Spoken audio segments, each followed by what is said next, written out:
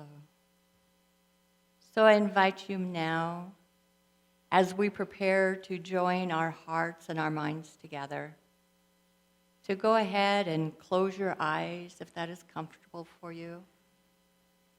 And we take that deep, intentional breath, breathing in from the very depths, breathing in, and slowly release it. And as we breathe in that intentional breath, we know that we are breathing in that breath of life, that breath of God. And as we release that breath, we let go of any worries, any concerns, any to-do lists. Breathing in again. And with each breath, allowing our bodies to relax, allowing the chairs to support us, and releasing any tensions, and just noticing any tight places in your body, and to send that breath and that love to relax. And as we continue with those deep breaths, we listen to the rain falling outside. And as that rain is cleansing Mother Earth outside, we are doing the same by releasing any thoughts of lack or limitation within, cleansing ourselves of any negative thoughts, anything that stands in our way of being that full expression of the divine being that is our true essence. As we are joined together in prayer, feel supported, relaxed, loved. And from that place of peace, we gently crack that shell that protects us, that protects our ego, so that we can step more fully into our true essence.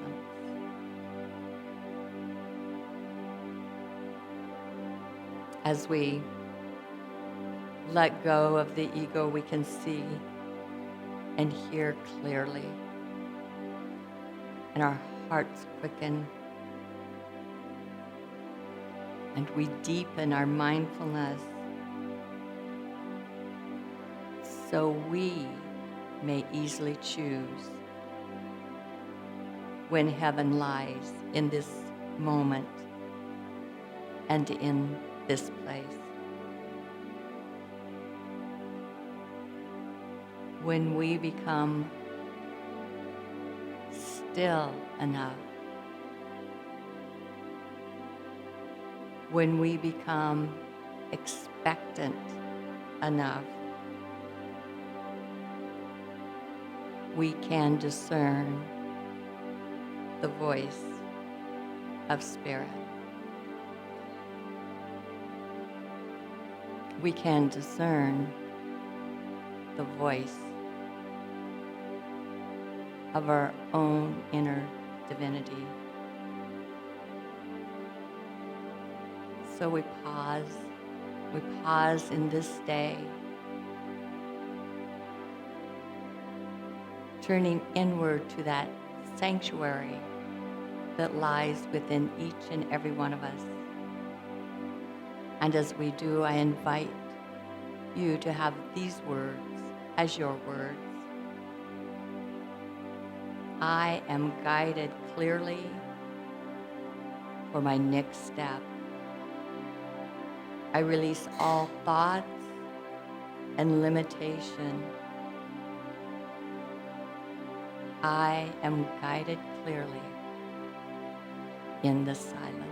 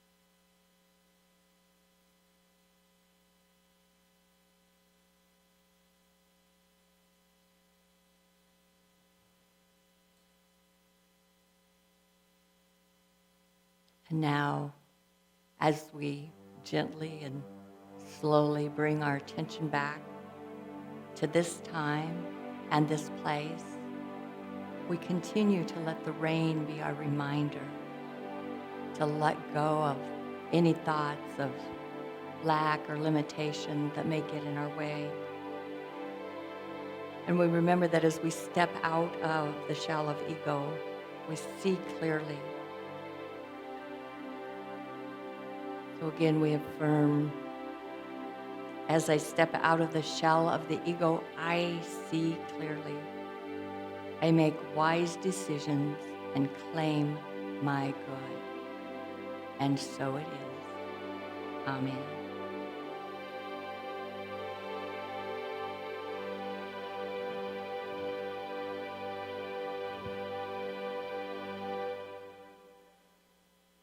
And so it's good. Especially with the talent that is here today. Wow, what a blessing. I feel filled up. We could just go home now. Well, I have just one or two things I'd like to share with you first. The title of my talk is From the Eyes of an Ego. Just a little play on the title of a song from years ago. And it's based on this book, Birthing a Greater Reality. And it's written by Reverend Robert Brummett, who was one of my favorite instructors during seminary. When I started thinking about it, I remember back when I was in my home church, and so many of the things said, you know, you are a child of God. And I remember one member of our congregation said, you know, I'm tired of being a child of God. I think it's time to be an adult of God. Time to grow up into our spirituality. To really crack the shell of that ego and step into our true essence. To own it. And to not be that child of God, but step into our own divinity. But before we get too much into how awful the ego is and how it stands in our way from, you know, really feeling and expressing and acknowledging our true essence, let's talk a little bit about the ego and what its purpose is. You know, in this book, he talks about a conscious evolution. The ego is a big part of our conscious evolution. The ego's purpose was to keep us alive. And it's done that well, or we wouldn't be here today. The ego's purpose was to keep our eye out for all the dangers out there and steer us in another direction. Well, back when we were facing a lot more of those physical dangers, that was very important. But the ego is still doing it today. But the dangers that it's trying to protect us from are not those physical dangers anymore. They're more the dangers in our own mind, anything that threatens us. So, really, what is the ego? Well, the Latin for it is I.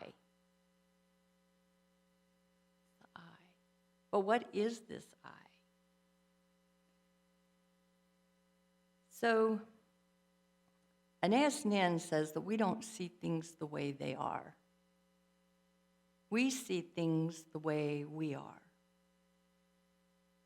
Now, a good concrete example of that is there's an accident, and you have 3 witnesses, and each witness gives their story of what that accident was. And when you compare the 3 stories, you wonder if they actually saw the same thing. Another concrete example is with your own family. We were having a discussion with our daughter not too long ago, and she said, you know, you guys were pretty good parents, except for that one funky car you got me. I was thinking, as she talked about this car, I never remembered buying her that car. In fact, I didn't remember that car at all. Now, my husband, Bruce, remembered the car, but he remembered it as the car that she bought herself after she wrecked the one that we had gotten her. Right? One circumstance, 3 very, very different stories. Siblings are really good at this. I'd go to visit my brother, and sometimes his children would come out to greet us, and they'd go, Aunt Carrie, why did you do that to our daddy? And then they would proceed to tell me this story.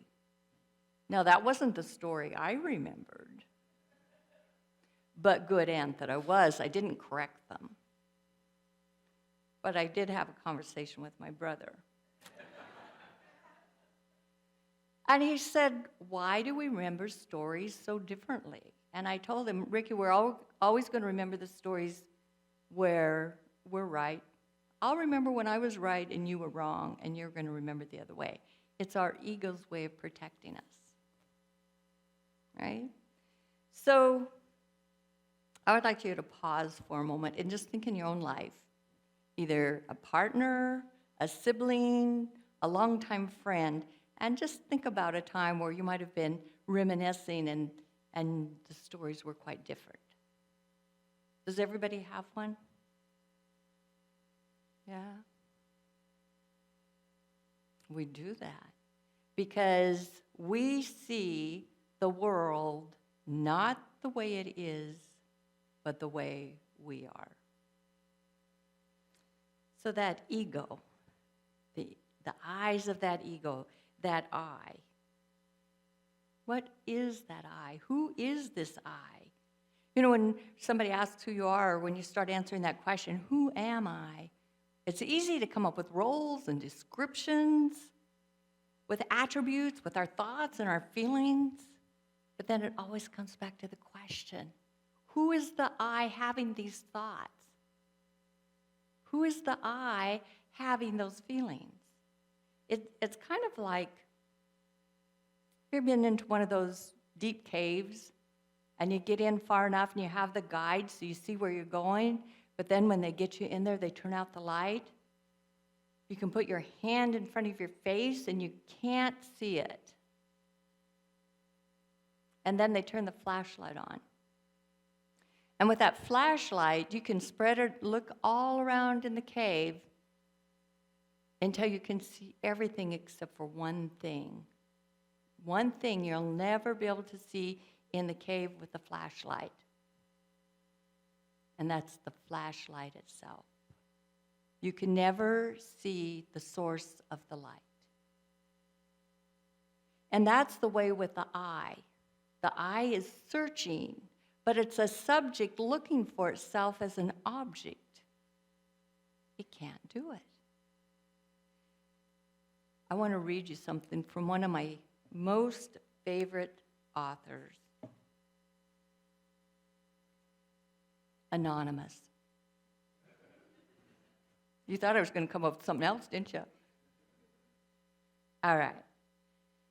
And then the young man said, so, it would seem that I know, but what I would like to see is the me that sees me when I know that I know that I know. You got that? Let me try it one more time. And then the young man said, so, it would seem that I know, but I would like to see is the me that sees me when I know that I know that I know. So again, the subject looking for itself as an object. You know, when we're born into this world, we absolutely know who we are. We know that we are spirit calling itself me. Just try that on. When we're born into this world, we know that we are spirit calling itself me. But then we forget. So another favorite author, but this one has a name, and it is Wordsworth. And it's a long poem, but I'm not going to read the whole thing. I'll just warn you. He said, our birth is but a sleep and a forgetting. The soul that rises with us, our life's star, has somewhere its setting and cometh from afar. So we forget. And it's interesting, they've done all kinds of studies with babies. And babies are still in that place of being one with everything. And they've done studies where they have taken counters and then put glass out across, and they'll put a baby on it, and it'll just crawl out across that glass. It doesn't have any idea, any feeling of that spatial relationship. It's just all one. It's all safe. But we forget. And the more we forget, then the more we get into that shell of the ego, that ego that is doing its best to protect us. Because spirit lives beyond time and place. But that's what our mind lives in. And the ego is made up of our mind. So it can't go someplace that the mind can't go. So if we try to move from that place of the time into that other place, it's like moving into a black hole for our ego and for our mind, and it considers it like a death. And it wants to keep us from going there because what is the ego's purpose? Yeah, to keep us safe, to keep us alive. So it wants to protect us. And it's not a bad thing. I'm not saying let's get rid of the ego. How boring our lives would be if we all showed up the same. Right? I've met some pretty interesting people, but if that's the only person I ever met, eventually I'd get tired of them. Right? So we want to keep the ego around, but we want to be able to experience that other. And Jean Houston said it is something to be experienced. It's not something we can read about. It's not a theory. It's something we need to experience ourselves. And she said she experienced it at the age of 8. And in that moment, it was a mystical experience, and in that moment that she knew everything as if I were everything. I had a similar experience when I was actually around the same age. I was in 3rd grade, and our family was out gathering wood for the winter, and as little kids do, you run around and get hot. So I took my coat off and threw it somewhere. We got ready to go, and Mom said, Carrie, where's your coat? So I went back to get it. And I'd thrown it on this big boulder in a clearing. And just as I reached for it, there was this beam of light. And in that moment, it was like time stopped. And I felt this joy and this ecstasy and this sense of oneness. There was only one. Everything together was one.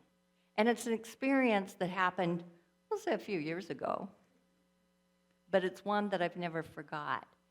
And when we turn away from the ego and we take time to go into that prayer and that deep meditation, sometimes we get a taste of it.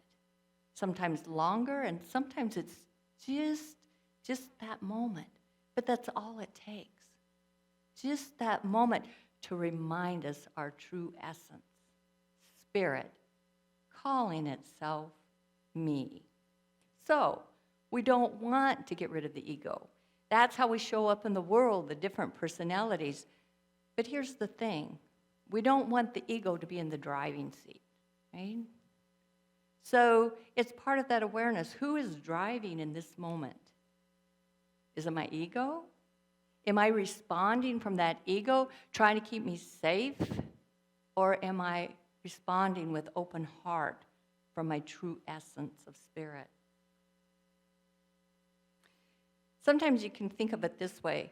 Have you been, some of you have been out in the snow or bright sun, and you put those sunglasses on, and when you first put them on, the world looks a little bit different.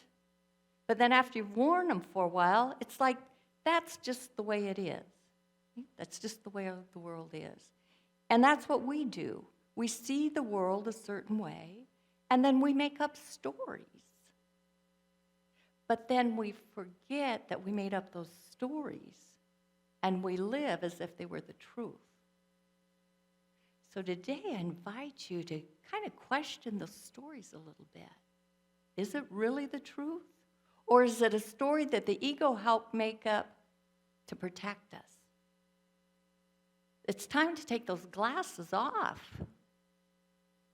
to step out of the shell of the ego and open up to a wider vista. There's a lot more out there, and there's a lot more within here as well. You know, in John 30:30, it states that he, the divine, must increase, but I must decrease.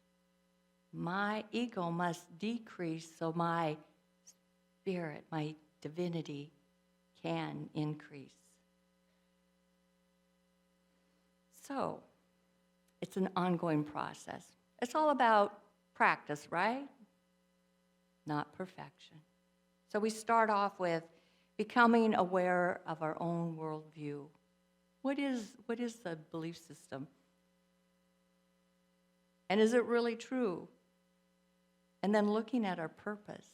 You know, the ego would like to keep us safe, but it reminds me of an old song. In fact, I think the first time I heard it, Shanti sang it, and that is, ships are safe inside a harbor, but is that what ships are for? We're safe within our ego, but is that our purpose? Is that what we're here for? To stay small and stay safe? No. So, the other thing is to observe, and when we respond, are we reacting from that ego, or are we responding from the wholeness of our being? Charles Fillmore said, enlightenment is of little or no value unless we continue to mature spiritually and emotionally. So today, I invite you to crack wide open the shells of the ego and step out into the larger vista. God bless you.